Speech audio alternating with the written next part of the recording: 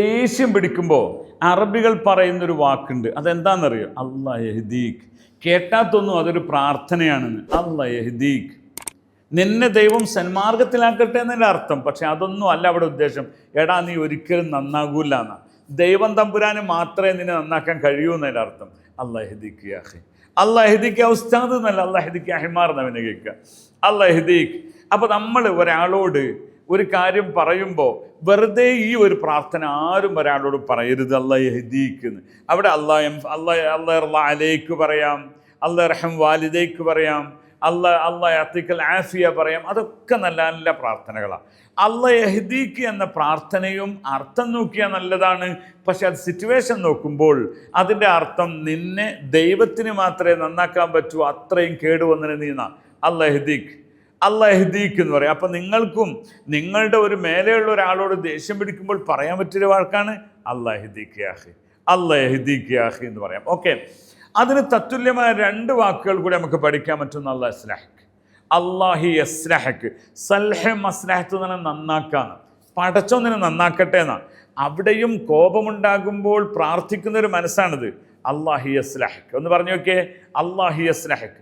മൂന്നാമത്തെ ഒരു വാക്കുണ്ട്, അതേതാ? അല്ലാഹി സാമിഹക്. അല്ലാഹി സാമിഹക്, പടച്ചോ നിനക്ക് പുറത്തിരട്ടെ എന്നാ. പടച്ചോ നിനക്ക് പുറത്തിരട്ടെ, അല്ലാഹി സാമിഹക്. ഓക്കെ, അപ്പോൾ നമ്മൾ 3 വാക്കുകൾ പഠിച്ചു. അത് 3 പ്രാർത്ഥനകളുടെ ഒരു സ്റ്റൈലിൽ.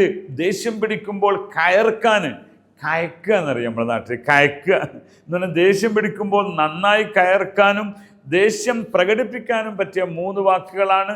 ഒന്ന് അല്ലാ യഹ്ദീക്, അല്ലാ യഹ്ദീക്. അങ്ങേ അറ്റത്ത് ദേഷ്യമുണ്ട് എന്ന് മനസ്സിലാക്കിക്കോളി. ആ സമയത്ത് ആമീൻ പറഞ്ഞിരിക്കണ്ട, സോറി പറഞ്ഞിരുന്നാൽ മതി, സോറി പറഞ്ഞിരുന്നാൽ മതി. അല്ലാ യഹ്ദീക്. രണ്ടൊന്ന് അല്ലാഹി യസ്ലഹക്, മറ്റൊന്ന് അല്ലാഹി സാമിഹക്. അവിടെ സാമിഹക് എന്ന് പറയുമ്പം അല്ലാഹി സാമിഹക് എന്നാണ്. ഇനി 4മത്തെ ഒന്നുണ്ട്, ഇത് ഹൈ പവറുള്ള സാധനമാണ്, ഒരു കാരണവശാലും പറയാൻ പറ്റാത്തതാണ്. അല്ലാഹി യശ്ഫീക് എന്നാണത്.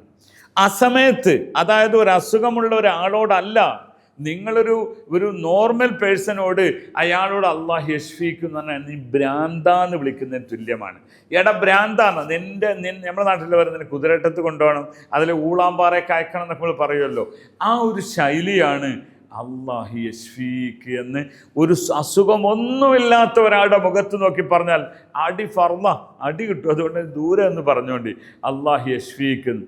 ഇനിയും പറയാൻ പറ്റാത്ത ഒരു പ്രാർത്ഥനയും കൂടി പറഞ്ഞ് അവസാനിപ്പിക്കാം. അല്ലാഹി യൽഅൻക്, നശിച്ചവനെ, ശപിക്കപ്പെട്ടവനെ എന്നർത്ഥം. അല്ലാഹി യൽഅൻക്. ഈ 5 നിങ്ങൾ പറയാൻ പാടില്ല.